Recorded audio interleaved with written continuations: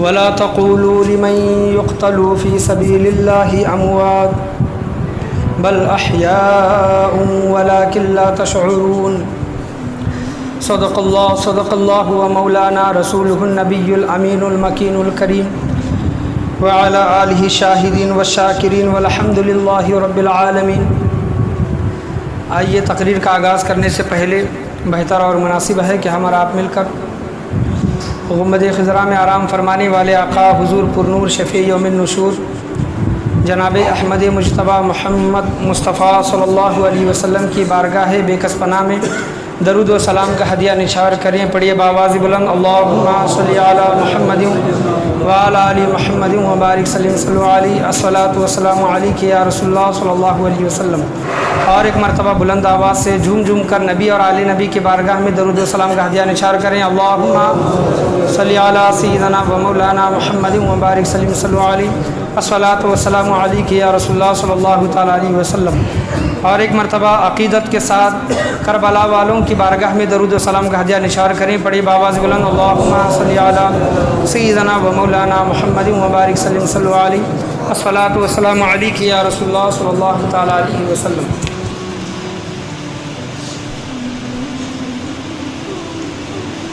Lock down کو دیکھتے ہوئے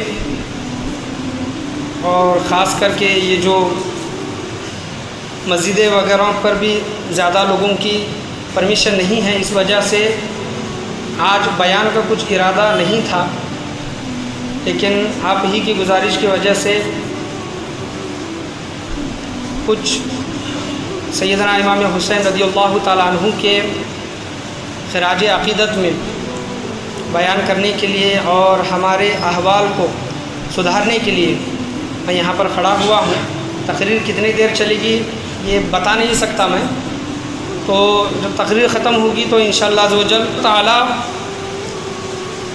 قرآن مجید فرقان حمید 2 آیتیں خاص کر شہداؤں کے متعلق قرآن کریم فرقان حمید میں ملتی ہیں۔ اس کے علاوہ اور بھی بہت سی آیتیں شہیدوں کے متعلق اللہ تبارک و تعالی قرآن کریم فرقان حمید میں ارشاد فرماتا ہے، لیکن میں نے جو خطبے کے بعد آپ کے سامنے آیت پڑھی، اللہ تبارک و تعالی سورہ بقرہ پارہ نمبر 2 میں ارشاد فرماتا ہے اعوذ باللہ من الشیطان الرجیم بسم اللہ الرحمن الرحیم ولا تقولوا لمن يقتل في سبيل الله اموات بل احیاء ولکن لا تشعرون۔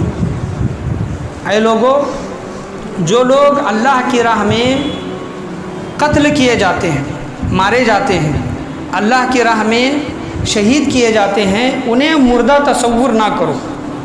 مردہ تصور، مردہ یعنی جیسے کوئی ہمارے گھر کے لوگ مر جاتے ہیں تو ہم ان کو مردہ کہہ سکتے ہیں، لیکن جو اللہ کی راہ میں مرتے ہیں اللہ تبارک و تعالیٰ ان کے متعلق فرماتا ہے کہ انہیں مردہ نہ کہو، جیسے تم عام لوگوں کو مردہ کہتے ہو، کہتے ہیں نا کہ مردہ لائے کہ نہیں، میت لائے کہ نہیں، وغیرہ وغیرہ، یہ جو بھی چیزیں ہیں تو وہ زندہ ہیں۔ شہید اللہ کی بارگاہ میں زندہ ہیں اور قبر میں انہیں روزی دی جاتی ہے، اور ان کا معاملہ دوسرے لوگوں کے معاملے سے الگ ہے، شہیدوں کا معاملہ۔ بل احیاء ولکن لا تشعرون، وہ زندہ کیسے ہیں تمہیں ان کا شعور نہیں۔ کن کو؟ زندے لوگوں کو، جو ہم اور آپ یہاں پر جو بیٹھتے ہیں، چلتے ہیں، پھرتے ہیں، کھاتے ہیں وغیرہ وغیرہ، یہ لوگوں کو، ہم لوگوں کو ان کا شعور نہیں ہے۔ اب دیکھیں آپ یہاں پر ایک غور کرنے کا مقام ہے کہ جب اللہ تبارک و تعالیٰ قرآن میں ارشاد فرماتا ہے کہ اے لوگو تمہیں شعور نہیں ہے، اور کچھ لوگ اپنا شعور وہاں پر ڈالنے کی کوشش کرتے ہیں، حالانکہ اللہ نے صاف صاف فرما دیا کہ تمہیں اس کا شعور نہیں ہے۔ کسی ایک کے لیے خاص یہ چیز نہیں رکھی کہ عام لوگوں کو شعور نہیں ہے، عالموں کو شعور ہے، خاص لوگوں کو شعور نہیں ہے، جو مفتی ہیں، پیران اعظام ہیں وغیرہ، جو علماء ہیں ان کو شعور نہیں ہے۔ یہاں پر سب کے لیے ایک حکم ہے کہ شہید زندہ ہیں لیکن تمہیں اس کا شعور نہیں۔ اللہ تو کہہ رہا ہے کہ تمہیں آئے لوگوں شعور نہیں، لیکن لوگ یہ کہتے ہیں کہ کیا وہ زندہ ہیں، کیا انہیں روزی کس طرح دی جاتی ہے وغیرہ وغیرہ کے سوالات کرتے ہیں۔ جب اللہ نے کہہ دیا تو یہ بات فائنل ہو گئی، یہاں پر دماغ لڑانے کی یا پھر جستجو کرنے کی یا پھر سوچ میں پڑنے کی ہمیں ضرورت نہیں ہے۔ آپ دیکھیں کہ قرآن کریم فرقان حمید کی 6666 آیتیں ہیں، تمام آیتوں پر ہم ایمان لاتے ہیں، کسی ایک آیت کا انکار کر دیں، ان تمام آیتوں میں قرآن کریم فرقان حمید کی ان تمام آیتوں میں سے کسی ایک آیت کا انکار کر دیں تو ہم کافر ہو جائیں گے۔ بے شک صحیح ہے، ہم کافر ہو جائیں گے۔ تمام آیتوں پر تو ایمان لا رہے ہیں لیکن کسی ایک آیت پر ایمان نہیں لا رہے۔ تو وَلَا تَحْسَبَنَّ الَّذِينَ قُتِلُوا فِي سَبِيلِ اللَّهِ أَمْوَاتًا، بے شک جو لوگ اللہ کی راہ میں مر جاتے ہیں، انہیں مار دیا جاتا ہے، شہید ہو جاتے ہیں، بل احیاء عند ربهم یرزقون، تمہیں ان کا شعور نہیں لیکن ان کو رزق دیا جاتا ہے اللہ کی بارگاہ۔ تو بے شک جو اللہ کی راہ میں جو مرتے ہیں، اپنی جان جو گواتے ہیں اللہ کے لیے، تو بے شک وہ اللہ کی بارگاہ میں اور قرآن کریم فرقان حمید کی روح سے وہ لوگ زندہ ہیں۔ اب وہ کس طرح زندہ ہے یہ ہم اس کا تصور بھی نہیں کر سکتے۔ ہاں، اللہ تبارک و تعالیٰ قرآن کریم فرقان حمید میں یہ فرمایا ہے کہ وہ جنت میں تمام نہروں میں وغیرہ ان کو انعامات وغیرہ دیے جائیں گے، ان کو بلند مقام و مرتبہ ہے۔ وہ جو لوگ اللہ کی بارگاہ میں لڑ رہے ہیں تو ان کو دیکھ کر بھی، اپنے پچھلے والوں کو دیکھ کر بھی وہ لوگ خوش ہوتے ہیں۔ کون؟ شہید لوگ۔ ان کو زندگی کا یہ ہوتا ہے، پتہ ہوتا ہے کہ ہمارے بعد کون لڑ رہے ہیں اللہ کی راہ میں اور ہمارے طریقے پر کون ہیں، تو وہ دیکھ کر بھی وہ خوش ہوتے ہیں۔ فریحین بما آتاہم اللہ من فضلی ویستبشرون بالذین لم یلحقوا بہم اللہ خوف علیہم ولا ھم یحزنون، یہ چوتھے پارے کی آیت ہے جو شہیدوں کی زندگی کا اللہ تبارک و تعالیٰ جنتی زندگی کا ذکر فرماتا ہے۔ تو شہید زندہ ہیں اور اس میں کسی کو سوال کرنے کی وغیرہ ضرورت نہیں ہے۔ اگر کوئی سوال کرتا ہے تو قرآن کریم فرقان حمید کی یہ آیتیں اس کو دکھا دیں، اور یہ آیتوں کو دیکھنے کے بعد اور اس کا ترجمہ پڑھنے کے بعد بھی اگر سوال کرتا ہے تو اس کو چھوڑ دے اس حال پر، اور کہہ دے کہ وَإِذَا خَاطَبَهُمُ الْجَاهِلُونَ قَالُوا سَلَامًا، جو لوگ جاہل ہوتے ہیں انہیں سلام کرو اور آگے بڑھو۔ یہ بھی قرآن کریم فرقان حمید کا حکم ہے۔ تو جس کو اللہ گمراہ کرے اس کو کوئی بھی ہدایت نہیں دے سکتا۔ ہمارا کام ہے کہ قرآن کے روح سے، حدیث کی روح سے اس کو سمجھانے کی کوشش کریں، دلیل دینے کی کوشش کریں، لیکن پھر بھی انکار کرتا ہے تو بس یہاں پر ہمارا کام ختم ہو گیا، اس کو اس کے حال پر چھوڑ دو، اس کا فیصلہ، اس کا معاملہ اللہ تبارک و تعالیٰ فرمائے گا۔ پڑھیے ایک مرتبہ درود شریف، اللہم صلی علی محمد وبارک سلم صلی علیہ الصلاۃ والسلام علیک یا رسول اللہ صلی اللہ تعالیٰ علیہ وسلم۔ یہ ٹاپک تو نہیں تھا میرا کہ شہید زندہ ہیں، لیکن کل ایک بھائی نے سوال کیا، وہ کوئی مطلب تانا دینے کے لیے یا پھر کوئی مطلب بدعقیدہ وغیرہ نہیں تھا، نہ جاننے والا، علم نہ جاننے والا انسان تھا وہ، تو اس نے یہ سوال کیا کہ امام حسین رضی اللہ تعالیٰ عنہ زندہ ہیں، یہ قرآن سے ثابت ہے کیا؟ اس نے یہ سوال کیا، واٹس ایپ پر یہ سوال آیا کہ امام حسین رضی اللہ تعالیٰ عنہ زندہ ہیں؟ اگر زندہ ہیں تو قرآن سے ثابت ہے کیا؟ قرآن میں ان کا ذکر ہے کیا؟ تو میں نے اس سے سوال کیا کہ آپ یہ بتائیں کہ حضرت امام حسین رضی اللہ تعالیٰ عنہ کو آپ شہید مانتے ہیں کہ نہیں؟ سب سے پہلے اس سے یہ سوال کیا، آپ شہید اس کو مانتے، ان کو مانتے ہیں کہ نہیں؟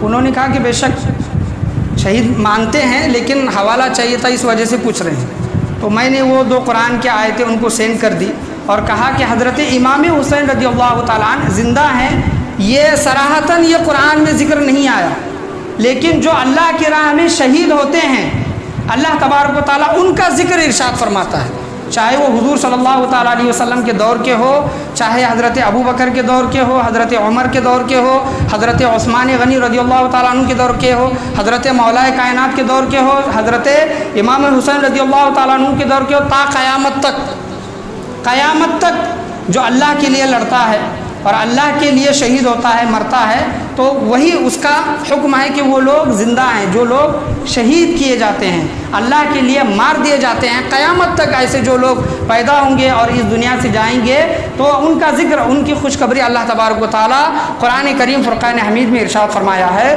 اور یہ قرآن صرف ہمارے تک نہیں ہے، یہ رہتی قیامت تک ہوگا، تو یہ حکم بھی رہتی قیامت تک ہے۔ تو ان کو یہ میں چیزیں بتائیں تو انہوں نے وہ قبول کی اور شکریہ ادا کیا. تو یہی چیز وہ ذہن میں تھی، اس وجہ سے شہیدوں کے متعلق میں چند باتیں آپ کے سامنے بیان کرنے کی سعادت حاصل کی. پڑھیے ایک مرتبہ درود شریف. اللہم صلی علی محمد وعلی آل محمد وبارک صلی علیہ الصلاۃ والسلام علیک یا رسول اللہ صلی اللہ تعالیٰ علیہ وسلم. تو قرآن میں ہر شے کا ذکر نہیں ہے. آپ آج کے دور کے حساب سے اگر قرآن کریم فرقان حمید میں وہ کچھ ڈھونڈنے کے لیے جائیں گے تو ہو سکتا ہے آپ کو نہ ملے، لیکن اللہ تبارک و تعالیٰ کے قرآن کی ایک آیت غالباً چھٹے پارے یا پھر ساتویں پارے کی آیت ہے، ولا رطب ولا یابس الا فی کتاب مبین. جو بھی تر چیز ہے بھیگی ہوئی اور جو بھی خشک چیز ہے، ہر شے کا ذکر اللہ تبارک و تعالیٰ قرآن میں ارشاد فرما دیا ہے. ولا رطب ولا یابس الا فی کتاب مبین. ہر تر و خوش چیز کا ذکر اللہ تبارک و تعالیٰ نے قرآن کریم فرقان حمید میں ارشاد فرماتا ہے. انہی آیتوں کے متعلق علماء کرام تفسیر لکھتے ہیں، تفسیر کے متعلق کچھ مسئلے مسائل یا پھر ان آیتوں کا حکم وغیرہ یہ چیزیں بیان کرتے ہیں. تو قرآن کریم فرقان حمید میں یہ چیزیں مل جاتی ہیں. لیکن آج کا میرا تقریر کا عنوان کوئی عنوان تو نہیں ہے، میں کچھ تیاری بھی کر کے نہیں آیا. حالانکہ جب بھی مجھے تقریر کرنی ہوتی ہے، لاک ڈاؤن کے پہلے جب بھی میں تقریر کرتا تھا تو میں کتابوں کا مطالعہ کرتا تھا، کیا چیز بولنا ہے کیا چیز نہیں بولنا ہے وغیرہ وغیرہ، یہ تمام چیزوں کی تیاری ہوتی تھی. لیکن لاک ڈاؤن کے بعد یہ تقریر کا یہ سلسلہ ہے یہ ٹوٹ گیا ہے.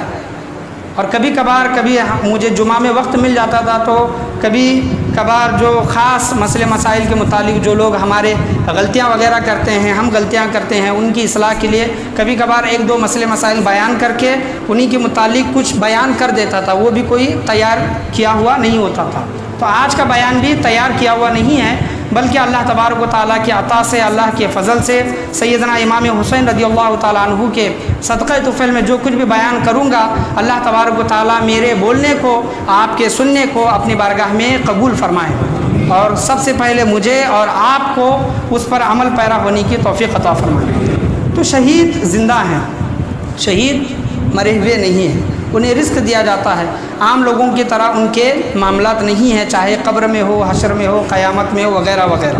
عام انسان جو ہے مرتا ہے اس کا معاملہ کچھ الگ ہوتا ہے، لیکن جو شہید ہوتے ہیں ان کا معاملہ قبر میں ہو، حشر میں ہو، قیامت کے دن ہو، ان کا معاملہ الگ ہے.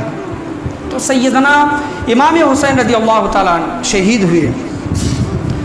ہر کوئی واقعے وغیرہ سنتے ہیں، کربلا کے واقعے بہت سے علماء کرام نے بیان بھی کیے ہیں، لیکن میں ان واقعات کے طرف نہ جاتے ہوئے آج شہادت کے پیغام کو، شہادت کے اصل جو مقصد ہے اس کو سمجھنے کے لیے، سمجھانے کے لیے میں یہاں پر کھڑا ہوا ہوں. سیدنا امام حسین رضی اللہ تعالیٰ عنہ شہید ہوئے، اور ان کے شہادت کی خبر ان کے بچپن ہی سے عام تھی. جب وہ پیدا ہوئے تبھی حضرت جبرائیل امین علیہ السلام آ کر فرمائے کہ یا نبی علیہ الصلاۃ والسلام، یہ جو آپ کے نواسے ہیں ان کو آپ ہی کے لوگ مسلمان کلمہ پڑھنے والے کربلا کے میدان میں ان کو شہید کریں گے. اور یہ ٹلنے والا نہیں تھا، یہ تقدیر کا فیصلہ تھا اور یہ ہو کر ہی رہنے والا تھا. تو حضور صلی اللہ تعالیٰ علیہ وسلم کے احادیث کریمہ سے بھی یہ پتہ چلتا ہے کہ سیدنا امام حسین رضی اللہ تعالیٰ عنہ شہید کر دیے جانے والے تھے. اس کے باوجود بھی آپ مدینہ سے چلے، کربلا کے میدان میں آ کر رکے، گھر والوں کو ساتھ میں لے کر چلے، کیونکہ سیدنا امام حسین رضی اللہ تعالیٰ عنہ یہ بخوبی جانتے تھے کہ میں شہید کر دیا جانے والا ہوں، میرے گھر والے بھی شہید کر دیے جانے والے ہیں. لیکن اس کے باوجود بھی وہ مدینہ میں نہیں رہے، مدینہ میں نہیں رہے، بلکہ مدینہ کو چھوڑ کر، کیونکہ مدینہ مقدس جگہ ہے، وہاں خون خرابہ نہ ہو، وہ جو عزت کی جگہ ہے پامال نہ ہو، اس وجہ سے سیدنا امام حسین رضی اللہ تعالیٰ عنہ مدینہ کو چھوڑ کر کربلا آئے. اس کی ایک وجہ یہ بھی ہے کہ کوفہ والوں نے خط لکھ کر ان کو بلایا، پھر بعد میں پلٹ گئے وغیرہ وغیرہ. یہ جو کچھ بھی تھا یہ مسبب الاسباب جس کو کہتے ہیں نا، جو بھی چیز ہونے والی ہوتی ہے وہ سبب اللہ تبارک و تعالیٰ پیدا کرتا ہے، وہ سبب اللہ تبارک و تعالیٰ درمیان میں پیدا کرتا ہے اور وہ چیزیں ہو جاتی ہیں.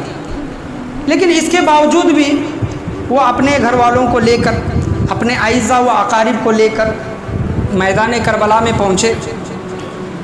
وہاں اپنے چھوٹے چھوٹے بچوں کو، بہن کے بچوں کو، بھائی کے بچوں کو، اپنے خود کے بچوں کو، اپنے جان نثار ساتھیوں کو قربان کیا اور خود بھی شہید ہوئے.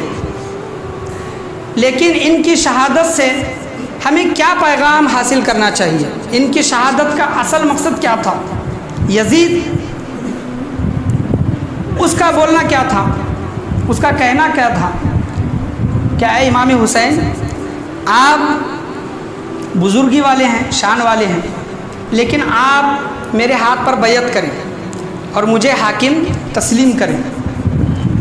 باقی آپ مدینہ میں جس طرح رہنا چاہتے ہیں رہیں، میں آپ کو ایک شہر کی حکومت بھی دے دوں گا، آپ جو چاہتے ہیں وہ دے دوں گا، لیکن آپ میرے ہاتھ پر کیا کریں؟ بیعت کریں. یزید کلمہ تو پڑھتا تھا، حضور صلی اللہ علیہ وسلم پر ایمان تو لاتا تھا، نماز تو پڑھتا تھا، کہنے کو تو مسلمان تھا. آخر کیا وجہ ہے کہ سیدنا امام حسین رضی اللہ تعالیٰ عنہ نے یزید کے ہاتھ پر بیعت نہیں کی؟ کس وجہ سے بیعت نہیں کی؟ اور ایسی کیا نوبت پیش آئی کہ حضرت سیدنا امام حسین کو رضی اللہ عنہ کہ اپنے گھر والوں کو بھی قربان کرنا پڑا اور اپنے آپ کو بھی قربان کرنا پڑا؟ وہ صرف بیعت کا مطالبہ کرتا تھا کہ آپ مجھے حاکم تسلیم کریں، آپ مجھے حاکم مانے، میرے ہاتھ پر بیعت کریں، حکومت میرے سپرد کریں، اور میں بھی آپ کو مطلب کچھ نہ کچھ جگہوں کی وغیرہ حکومت آپ جو چاہتے ہیں، جہاں کی چاہتے ہیں، میں آپ کو حکومت دے دوں گا. سودا بہت آسان تھا، بہت آسان، معاملہ بہت سیدھا تھا. اگر آپ ہاتھ پر بیعت کر لیتے تو شہید نہ ہوتے، آپ کے گھر والے بھی شہید نہ ہوتے. لیکن تقدیر الہی کو یہ منظور نہیں تھا. اللہ تبارک و تعالیٰ، کہا جاتا ہے، کتابوں میں لکھا جاتا ہے، آتا ہے کہ انسان کے پیدا ہونے سے پہلے انسان کی تقدیر لکھی جا چکی ہے. یعنی انسان کہاں پیدا ہوگا، اس کو رزق کتنا ملے گا اور وہ کہاں مرے گا، یہ پہلے سے طے ہے، قلم لکھ کر سوکھ گیا ہے، یہ کبھی بدلنے والا نہیں ہے. لیکن کچھ تقدیر ایسی ہوتی ہے، تقدیر کی بھی علماء کرام نے قسمیں بیان کی ہیں کہ کچھ تقدیر ایسی ہوتی ہیں کہ نیک عمل کرنے سے، صدقہ خیرات کرنے سے، ماں باپ کی دعا سے، پیر و مرشد کی دعا سے، علماؤں کی دعا سے، اچھے کام کرنے سے وہ تقدیر ٹل جاتی ہے. لیکن اصل جو تقدیر ہے، تقدیر مبرم جس کو کہا جاتا ہے، یہ تقدیر نہیں بدلتی. اگر انبیاء کرام، اگر نبی بھی دعا کرنے لگے تو اللہ تبارک و تعالیٰ انبیاء کرام کو روک دیتا ہے کہ آپ دعا نہ کریں. سمجھ گئے آپ؟ انبیاء کرام سب سے مقدس ہستیاں اس زمین پر، اللہ تبارک و تعالیٰ کے بعد نبی علیہ الصلاۃ والسلام یا پھر انبیاء کرام بھی وہ چیز بدلنے کے لیے اگر دعا کریں تو وہ تقدیر بدلی نہیں جاتی. اللہ تبارک و تعالیٰ ان کو دعا کرنے سے روک دیتا ہے. جیسا کہ حضرت لوط علیہ السلام کے قوم کے متعلق حضرت ابراہیم علیہ السلام دعا کرنا چاہا حضرت ابراہیم علیہ السلام نے، تو اللہ تبارک و تعالیٰ نے ان کو روک دیا. تو یہ حضرت سیدنا امام حسین رضی اللہ تعالیٰ عنہ کو شہید تو ہونا تھا، ہاتھ پر بیعت کیوں نہیں کی؟ ان کو یزید کو حاکم تسلیم کیوں نہیں کیا؟ اس کی ایک ہی وجہ تھی کہ یزید شریعت کا پابند نہیں تھا. کیا تھا؟ شریعت کا پابند نہیں تھا. اس کے متعلق بہت سے کتابوں وغیرہ میں آیا ہے، بے نمازی تھا وغیرہ، شرابی بھی تھا، اور بھی چیزیں آئی ہیں، میں وہ بیان کرنے کی کوشش نہیں کروں گا. لیکن سیدنا امام حسین رضی اللہ تعالیٰ عنہ کو، یزید کو اچھی طرح جانتے تھے، اور اگر سیدنا امام حسین رضی اللہ تعالیٰ عنہ یزید کے ہاتھ پر بیعت کر لیتے تھے تو آج ہم اور آپ ایسے اس جگہ پر، ایسے مقام پر نہیں بیٹھے ہوئے تھے. وہ نقشہ ہی بدل گیا ہوتا تھا. وہ کہتے ہیں نا کہ سرکار ہے چراغ اجالا حسین ہے، تو یہ اصل مقصد یہی ہے. بزم رسول پاک نے دیکھا ہے راز نے، سرکار ہے چراغ اجالا حسین ہے. اس کا مقصد کیا ہے؟ حضرت کچھ وقت، کچھ ایک دو پہلو پیچھے چلتے ہیں. سیدنا امام حسن رضی اللہ تعالیٰ عنہ، حضرت امیر معاویہ رضی اللہ تعالیٰ عنہ نے جب خلافت کا مطالبہ کیا، خلافت جب مانگی، تو سیدنا امام حسن رضی اللہ تعالیٰ عنہ نے حضرت امیر معاویہ کو خلافت دے دی، حکومت دے دی۔ کیوں دی؟ کیونکہ حضرت امیر معاویہ رضی اللہ تعالیٰ عنہ حدیث کے روح سے صحابی ہیں، شریعت کے پابند ہیں، بے شک ان سے غلطیاں ہوئی ہیں، خطائے اجتہادی وغیرہ ہوئی ہے، لیکن امت کا یہ اجماع ہے کہ سیدنا امیر معاویہ رضی اللہ تعالیٰ عنہ، حضرت امیر معاویہ رضی اللہ تعالیٰ عنہ صحابی رسول ہیں، اور حضرت امام حسن رضی اللہ تعالیٰ عنہ بخوبی جانتے تھے حضرت امیر معاویہ کو۔ یہ حکومت کا مطالبہ تو کر رہے ہیں، ٹھیک ہیں، لیکن یہ شریعت کے پابند ہیں، اس وجہ سے حضرت امام حسن رضی اللہ تعالیٰ عنہ نے حضرت امیر معاویہ کو خلافت و حکومت دے دی، اور حضرت سیدنا امام حسین رضی اللہ تعالیٰ عنہ نے ان کو خلاف یا حکومت کہو یا پھر بیعت کہو نہیں دی، بیعت نہیں کی۔ حضرت ہاشمی میاں یہ بیان کرتے ہیں اپنے خطاب میں کہ حضرت امام حسن رضی اللہ تعالیٰ عنہ جس سے صلح کر لے، کیا کہتے ہیں ہاشمیہ، حضرت امام حسن جس سے صلح کر لے، صلح کس سے کی؟ حضرت امیر معاویہ سے، ہم ان سے جنگ نہیں کر سکتے، اور حضرت امام حسین رضی اللہ تعالیٰ عنہ نے جس سے جنگ کی ہم اس سے صلح نہیں کر سکتے۔ وہ کون تھا؟ وہ یزید تھا۔ پڑھیے ایک مرتبہ درود شریف، اللہم صلی علی محمد وعلی آل محمد وبارک سلم صلی اللہ علیہ الصلاۃ والسلام علیک یا رسول اللہ صلی اللہ تعالیٰ علیہ وسلم۔ پڑھیے ایک مرتبہ اور ایک مرتبہ درود شریف، اللہم صلی علی محمد وعلی آل محمد وبارک سلم صلی اللہ علیہ الصلاۃ والسلام علیک یا رسول اللہ صلی اللہ تعالیٰ علیہ وسلم۔ تو یزید شریعت کا پابند نہیں تھا اور شریعت میں اس نے تبدیلی لائی تھی، اسی وجہ سے سیدنا امام حسین رضی اللہ تعالیٰ عنہ نے شریعت کی حفاظت کے لیے یزید کو حکومت نہیں دی، اس کے ہاتھ پر بیعت نہیں کی۔ اور آج ہمارا معاملہ دیکھیں، ہمارے حالوں پر ہم نظر ڈال کر دیکھیں کہ اس وقت یزید کا لشکر ہزاروں کی تعداد میں، لاکھوں کی تعداد میں، اور سیدنا امام حسین رضی اللہ تعالیٰ عنہ 72 جان نثار ساتھی، بال بچے، عورتیں وغیرہ، لیکن اس کے باوجود بھی حضرت سیدنا امام حسین رضی اللہ تعالیٰ عنہ یزید کے سامنے جھکے نہیں، یزید کے سامنے جھکے نہیں، بیعت نہیں کی۔ اور آج ہمارا حال دیکھیں، جو شریعت کے پابند نہیں ہیں، آج ہمارے نزدیک ان کا مقام و مرتبہ کیا ہے؟ آج ہم ان کو کس نظر سے دیکھتے ہیں؟ ہم امام حسین رضی اللہ تعالیٰ عنہ کا نام تو لیتے ہیں، لیکن ان کے نقش قدم پر چلنے کی کوشش نہیں کرتے۔ آج ہمارے حکمراں دیکھیں، آج ہمارے لیڈر دیکھیں کون ہیں، کیسے لوگ ہیں، نگر سیوک، حکمراں، لیڈر، سی ایم ہو، پی ایم ہو وغیرہ وغیرہ، دیکھیں یہ کون ہیں اور کن لوگوں نے ان کو چنا ہے، کن لوگوں نے ان کو چنا ہے۔ آج ہمارا حال یہ ہے کہ اگر ووٹنگ اگر ہم کو کرنا ہے، ووٹ اگر دینا ہے، تو ہم یہ دیکھتے ہیں کہ کون سا نگر سیوک یا پھر کون سا حکمراں کتنے پیسے دے رہا ہے، ایک گھر کے آدمی کو کتنے روپے دے رہا ہے۔ 500 روپے اگر دیتا ہے تو اس کو دیں گے، اور 1000 روپے اگر دیتا ہے تو اس کو دیں گے، اور 2000 روپے وغیرہ دے رہا ہے تو ہم اس کو دیں گے۔ یا پھر میرج میں یہ بھی چلا تھا کہ اگر گھر میں 7 ممبر ہیں تو ایک 2 ویلر دی جائے گی، اس کو ووٹ دیں گے۔ سمجھ سکتے ہیں ہم؟ حضرت سیدنا امام حسین رضی اللہ تعالیٰ عنہ کا کردار اپنے سامنے رکھیں اور ان کے پیغام کو سمجھنے کی کوشش کریں۔ آج بھی ہم کوئی امام، کوئی علماء، کوئی نگر سیوک، کوئی کارپوریٹر وغیرہ اگر ہم چنتے ہیں تو دیکھیں پہلا وہ انسان کرپٹ ہے کہ نہیں، یا پھر اصول کا پابند ہے، اپنے اصولوں کا پابند ہے، بھلے ہی وہ غیر قوم کا کیوں نہ ہو، نان مسلم کیوں نہ ہو، لیکن اگر ایماندار ہے تو اس کو چن کر لائے۔ سیدنا امام حسین رضی اللہ تعالیٰ عنہ کی زندگی کو اگر دیکھیں گے تو انہوں نے کبھی بھی کرپٹ انسان کا ساتھ نہیں دیا۔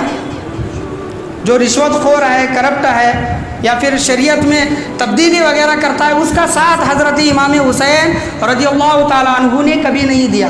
غلط انسان کو حضرت امام حسین رضی اللہ تعالیٰ عنہ نے کبھی بھی نہیں چنا۔ اور آج ہم دیکھیں ہمارا حال کیا ہے۔ یہ جو کرپشن جو کہتے ہیں نا، یہ جو بڑے بڑے لوگ اسکیم وغیرہ جو ہوتا ہے، میں ایک پاکستانی غالباً پاکستان کا ہی ایک ویڈیو دیکھ رہا تھا، 5 یا پھر 7 منٹ کا ویڈیو ہے، تو وہ اس میں بولنے والے اینکر نے یہ کہا کہ کرپشن ہم جو کہتے ہیں کہ بڑے بڑے نیتا وغیرہ جو کرپشن کرتے ہیں وہ تو کرتے ہی ہیں، لیکن کرپشن نیچے سے اوپر تک ہوتا ہے۔ کہاں سے؟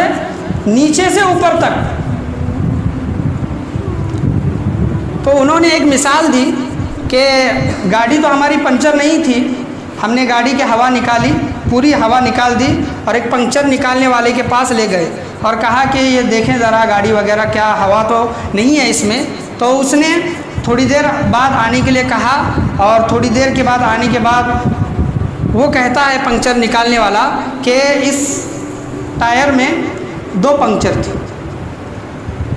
جس کی گاڑی تھی وہ کہتا ہے کہ بھائی صاحب یہ جو میں نے آپ کے پاس جو گاڑی لے کر آیا، میں صرف ہوا نکال کر لے کر آیا، یہ گاڑی پنچر نہیں تھی، آپ کیسے کہہ رہے ہیں پنچر ہے، اور وہ بھی 2 پنچر تھے۔ تو پنچر نکالنے والا یہ کہتا ہے کہ میں 4 بھی بول سکتا تھا۔ کتنے؟ میں 4 بھی بول سکتا تھا لیکن 2 بول رہا ہوں۔ اسی طرح فریج ریپیری کے لیے، ٹی وی ریپیری کے لیے اگر ہم جاتے ہیں کسی کے پاس تو اس کا خرچ کتنا آتا ہے، اور ہم لوگوں سے پیسے کتنے اینٹتے ہیں، کتنے حاصل کرتے ہیں، کتنے لیتے ہیں۔ اس کا خرچ اگر 50، 100، 200 روپے ہے تو اس کا چارجز 400، 1000، 2000، 5000، یہ اتنے پیسے وہ لگا لیتے ہیں۔ تو کرپشن آج ہم یہ جو لوگ کہتے ہیں کہ بڑے بڑے لوگ کرپشن کر رہے ہیں، کرپشن کی شروعات نیچے سے اوپر تک ہے۔ جب تک نیچے کے لوگ، عام لوگ کرپشن کرنا بند نہیں کریں گے تو وہ بڑے بھی بند نہیں کریں گے۔ تو کہتے ہیں نا کہ جیسی جنتا ویسا راجا آپ کو ملے گا، جیسی جنتا ہوگی ویسا راجا آپ کو ملے گا۔ اور یہ کہتے ہیں نا کہ آپ دنیا کو بعد میں سدھارو، کیا؟ پہلے دنیا کو بعد میں سدھارو، پہلے اپنے آپ کو سدھارنے کی کوشش کرو۔ تو سیدنا امام حسین رضی اللہ تعالیٰ عنہ کی زندگی سے ہمیں یہی درس حاصل کرنا چاہیے کہ یہ جو کرپشن ہے، بھلے ہی غریبی کی حالت ہو، مفلسی کی حالت ہو، فاقہ کشی میں زندگی گزر رہی ہو، لیکن کرپٹ نہ بنے، غلط انسان نہ بنے۔ اگر سیدنا امام حسین رضی اللہ تعالیٰ عنہ کے چاہنے والے ہیں تو ایماندار بنے، اور جو بھی آپ پیشہ نبھا رہے ہیں، چاہے وہ ڈاکٹر کا پیشہ ہو، وکیل کا پیشہ ہو، انجینئرنگ کا پیشہ ہو، پنچر نکالنے کا وغیرہ، جو کچھ بھی زندگی کا ہر معاملہ جو بھی آپ کر رہے ہیں، صحیح اور ایمانداری سے اس کو کرنے کی کوشش کریں۔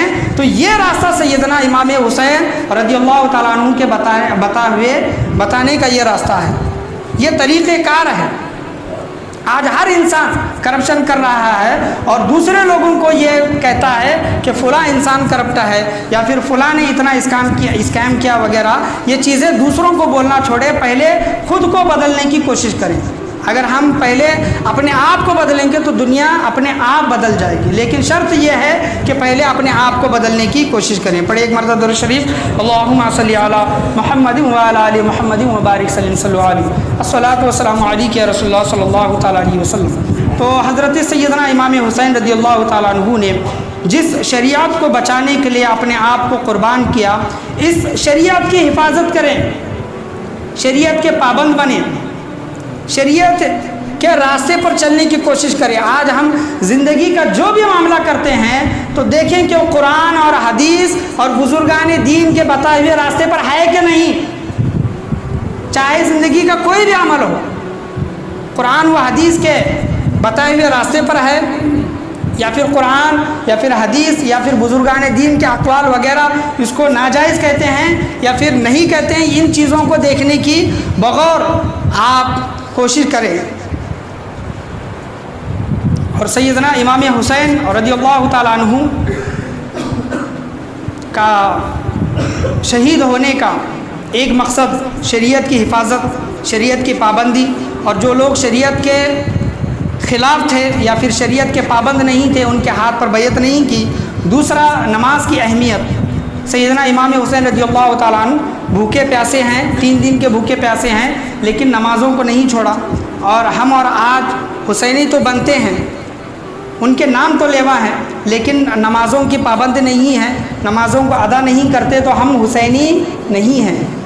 سیدنا امام حسین رضی اللہ تعالیٰ عنہ نے یہ بتا دیا کہ نماز ہر صورت میں معاف نہیں ہے، کسی بھی صورت میں معاف نہیں ہے۔ نماز کا دامن آپ پکڑے رکھیں، چاہے آپ کی اللہ تبارک و تعالیٰ نمازیں قبول فرمائیں یا پھر نہ فرمائیں، آپ کا کام ہے اللہ تبارک و تعالیٰ کی بارگاہ میں آ کر سربا سجود ہونا۔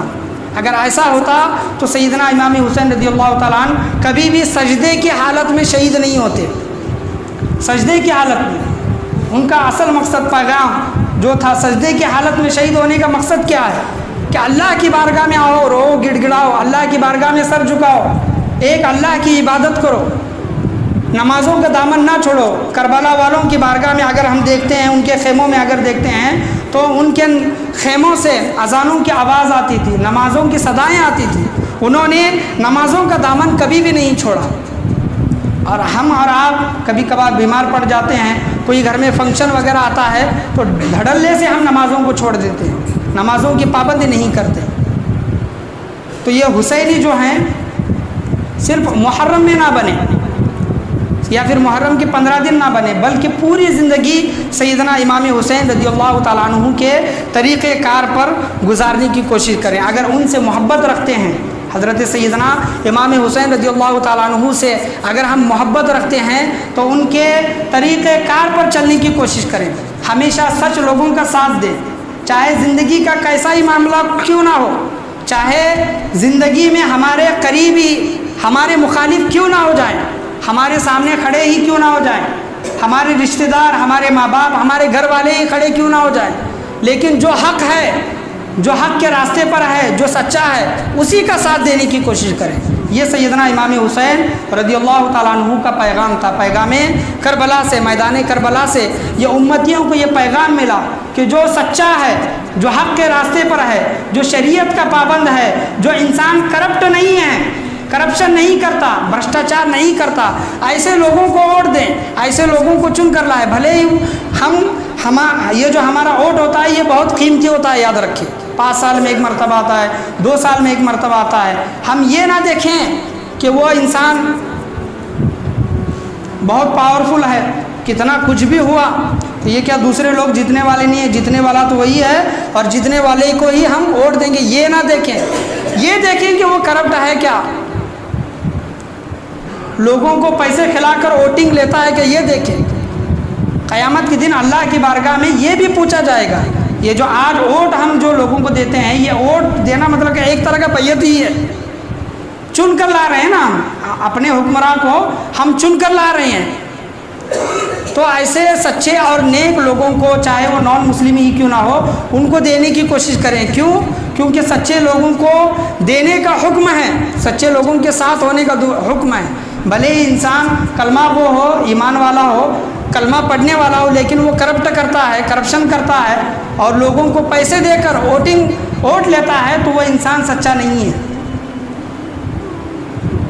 آج اس پر غور کرنے کا مقام ہے۔ یہ محرم کا مہینہ ہے، محرم الحرام کا مقدس مہینہ ہے۔ سیدنا امام حسین رضی اللہ تعالیٰ عنہ کے بارگاہ سے یہی آواز آتی ہے کہ نیک لوگوں کا ساتھ دو، سچے لوگوں کا ساتھ دو۔ قرآن کریم فرقان حمید میں بھی یہ ذکر ہے، یا ایھا الذین آمنوا، اے ایمان والو، آمنوا اتقوا اللہ، اللہ سے ڈرو۔ سب سے پہلے ایمان والوں کا اللہ تبارک و تعالیٰ ذکر فرماتا ہے، کیا ہے ایمان والو، اس کے بعد کیا کہتا ہے اللہ تبارک و تعالیٰ، اللہ سے ڈرو، زندگی کے ہر معاملے میں اللہ سے ڈرو۔ وَكُونُوا مَعَ الصَّادِقِينَ، اور سچے لوگوں کا ساتھ دو۔ سیدنا امام حسین رضی اللہ تعالیٰ عنہ کی اگر زندگی اٹھا کر اگر ہم دیکھیں گے تو حضرت سیدنا امام حسین رضی اللہ تعالیٰ عنہ نے ہمیشہ سچے لوگوں کا ساتھ دیا ہے۔ اور ان کے جان نثار ساتھی بھی کیسے تھے کہ سیدنا امام حسین رضی اللہ تعالیٰ عنہ نے کہا کہ میری یزید کی دشمنی مجھ سے ہے، یزید میرا بیعت لینا چاہتا ہے، اس کی دشمنی مجھ سے ہے، اس کا مطالبہ مجھ سے ہے، تم سے کچھ نہیں، میری وجہ سے تم اپنی جانوں کو خطرے میں نہ ڈالو، لہٰذا تم اپنے وطن کو چلے جاؤ۔ لیکن وہ جان نثار 72 ساتھی کیسے تھے؟ وکونوا مع الصادقین، ان کی زندگیوں کو دیکھے کہ انہوں نے سچے لوگوں کا ساتھ دیا۔ کن کا ساتھ دیا؟ حضرت سیدنا امام حسین رضی اللہ تعالیٰ عنہ کا ساتھ دیا۔ وہ بھی جانتے تھے 100% یہ جانتے تھے کہ ہم شہید کر دیے جانے والے ہیں، دوسرے دن ہم مرنے والے ہیں، ہمارے لاشوں کا ٹھکانہ نہ ہوگا، ہمارے ساتھ کیا معاملہ یزید کرے گا کچھ پتہ نہیں، لیکن انہوں نے ایسی گھڑی میں بھی انہوں نے حضرت سیدنا امام حسین رضی اللہ تعالیٰ عنہ کا ساتھ نہیں چھوڑا۔ جان کا خطرہ تھا، جان کا، جان جانے کا۔ انسان کو آج دنیا میں جان سے بڑھ کر کوئی چیز عزیز نہیں ہے۔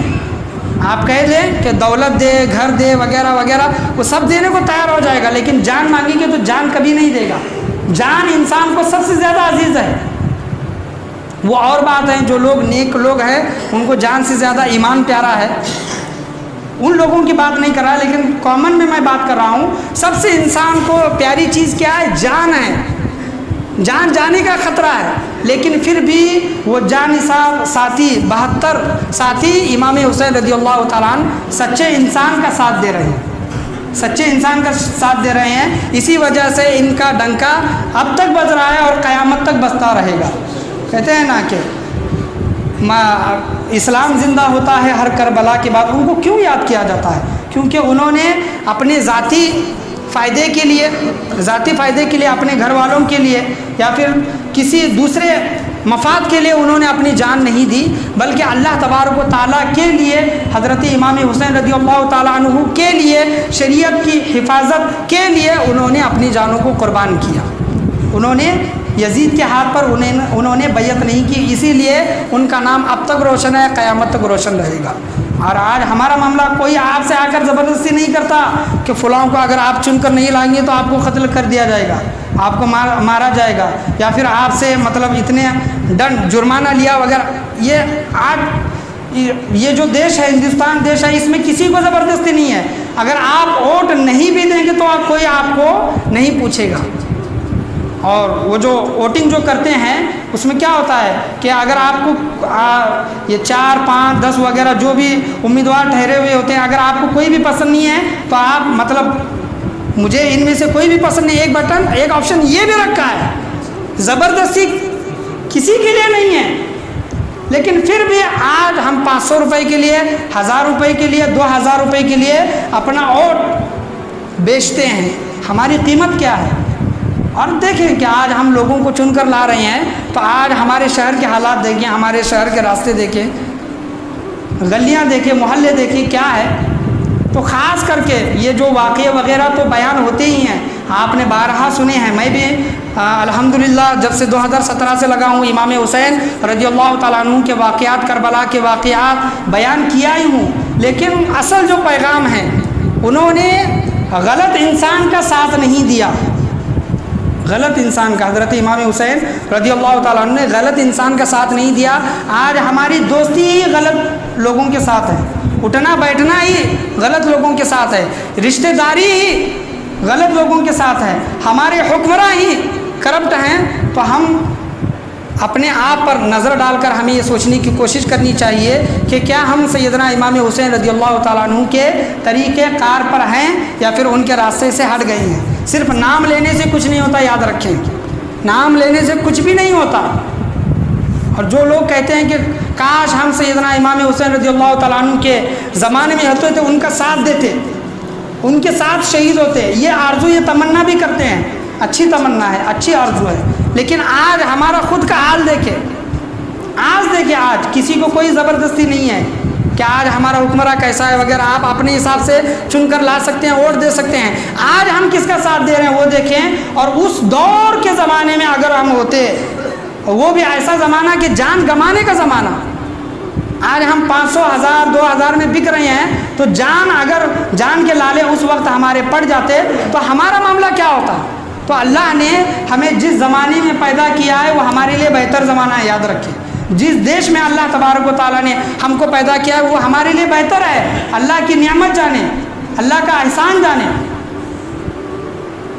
اور کوئی آپ کو حق بات اگر آپ بولتے ہیں تو کوئی آپ کو مارے گا نہیں، کوئی آپ کو قتل نہیں کرے گا، لیکن پھر بھی ہم حق کا ساتھ نہیں دیتے، حق بات نہیں بولتے، حق کے راستے پر نہیں چلتے، تو اس سے عجیب تر بات اور کیا ہوگی ہمارے لیے؟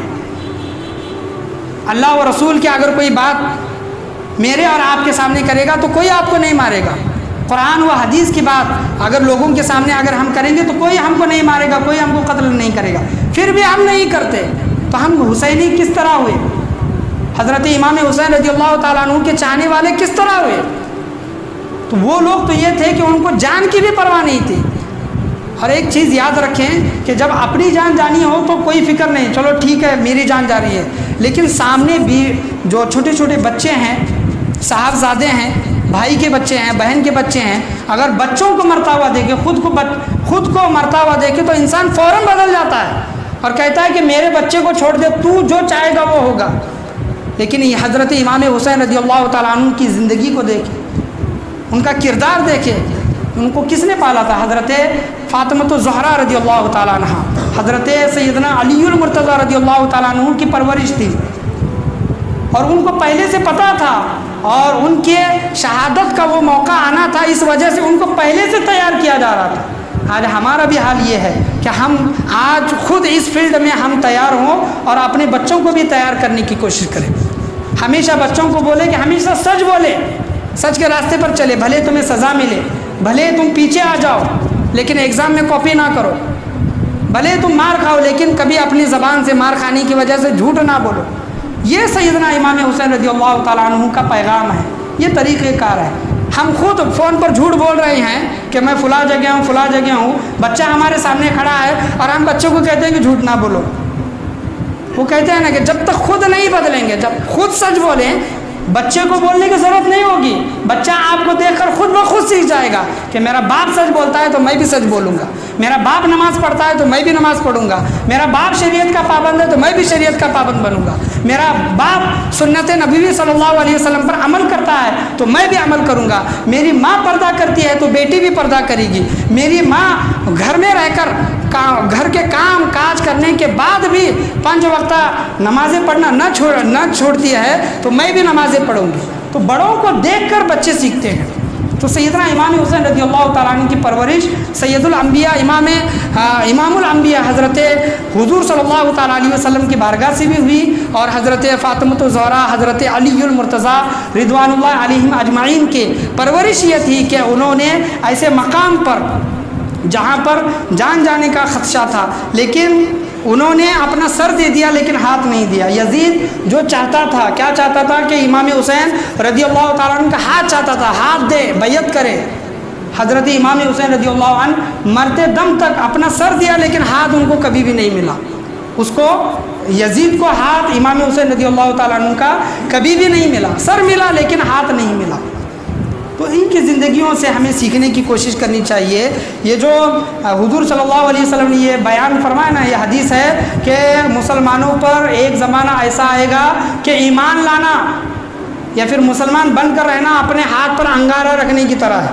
وہ وقت ابھی نہیں آیا ہے, یاد رکھیں وہ وقت ابھی نہیں آیا ہے, لیکن ایسا وقت آنے والا ہے.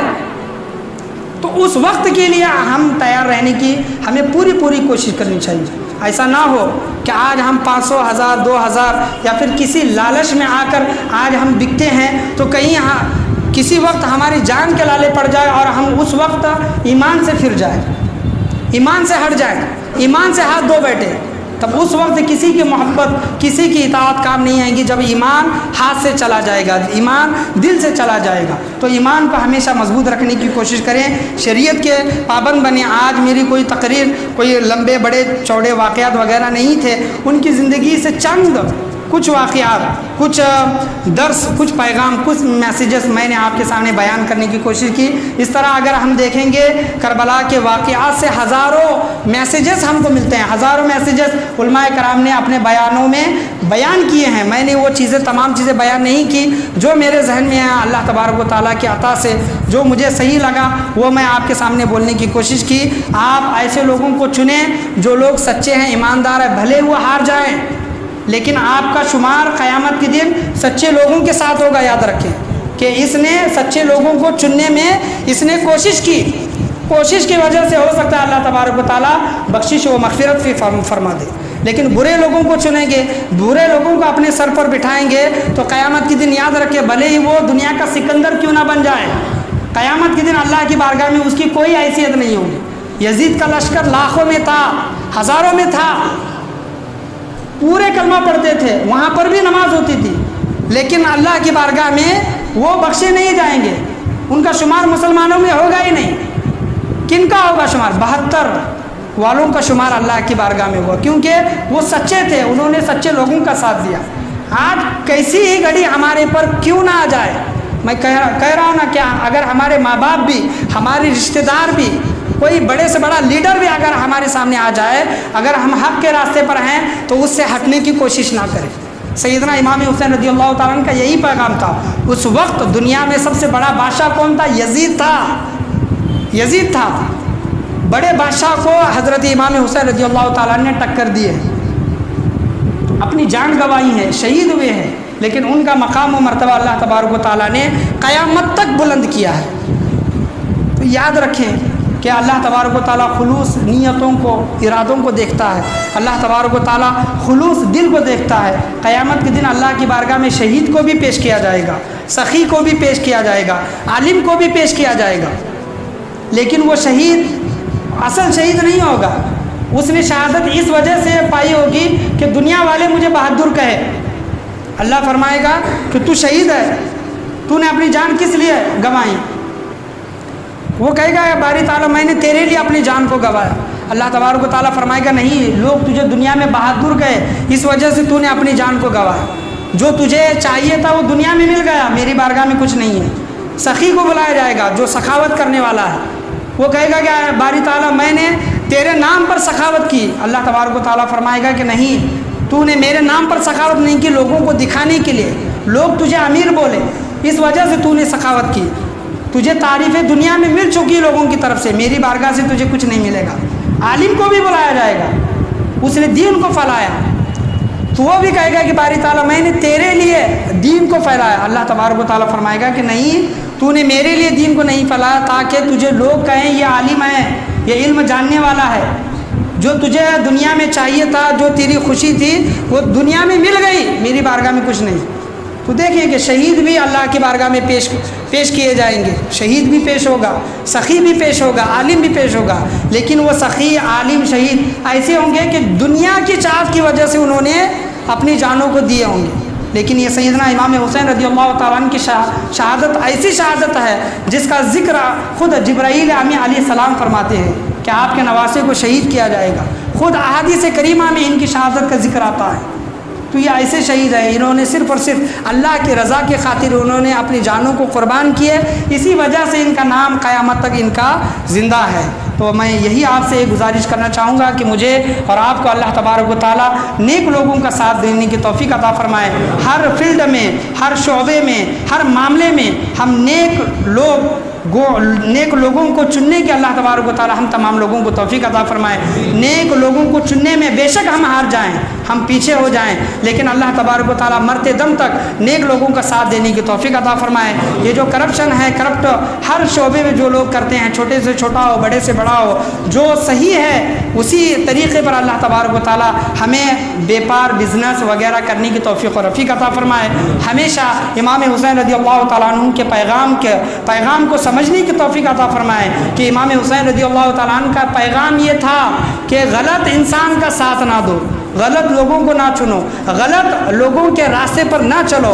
उनके इस अजीम पैगाम को क़यामत तक ये पैगाम बाकी रहने वाला है, इस अजीम पैगाम को समझने की तौफ़ीक़ अता फ़रमाए। अल्लाह तबारक व तआला उनके नुकूश कदम पर चलने की तौफ़ीक़ और रफ़ीक़ अता फ़रमाए। उनके खाक के सदका, पैरों के खाक का सदका अल्लाह तबारक व तआला क़यामत के दिन उनके सदक़ा तुफ़ैल में हमारी बख्शिश व मग़फ़िरत फ़रमाए। सैयदना इमाम हुसैन रज़ियल्लाहु ताला अन्हु की क़यामत के दिन हम तमाम लोगों को, गुनहगार लोगों को रफ़ाक़त नसीब अता फ़रमाए। अल्लाह तबारक व तआला से दुआ है कि कैसा ही कठिन मरहला क्यों ना आए, हमेशा सच पर डटे रहने की अल्लाह तबारक व तआला हम तमाम लोगों को तौफ़ीक़ अता फ़रमाए। हम जो भी काम करते हैं शरीयत के दायरे में रहकर अल्लाह तबारक व तआला हमें वो काम करने की तौफ़ीक़ और रफ़ीक़ अता फ़रमाए। बेशक गुमराही व हिदायत अल्लाह तबारक व तआला ही की तरफ से है। अल्लाह तबारक व तआला की बारगाह में करबला वालों का वास्ता देकर हम दुआ करते हैं कि मरते दम तक हमें हिदायत के रास्ते पर रहने की तौफ़ीक़ अता फ़रमाए। हमारे आने वाली नस्लों को भी अल्लाह तबारक व तआला ہدایت کے راستے پر چلائے، اللہ سے یہی دعا ہے۔ اللہ تبارک و تعالیٰ بولنے سننے سے زیادہ عمل پیرا ہونے کی توفیق عطا فرمائے، اور سیدنا امام حسین رضی اللہ تعالیٰ عنہ کی محبت کے خیرات ہمیں اور ہمارے آنے والی نسلوں کو نصیب عطا فرمائے۔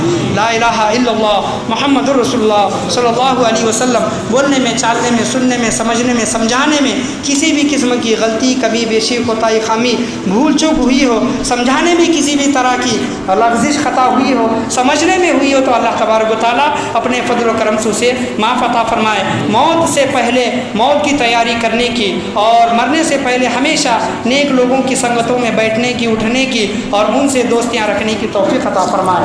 وآخر دعوانا ان الحمد للہ رب العالمین۔ سبسکرائب کریں ہمارے چینل کو اور بیل آئیکن کو کلک کرنا نہ بھولیں تاکہ آپ دیکھ سکیں ہمارے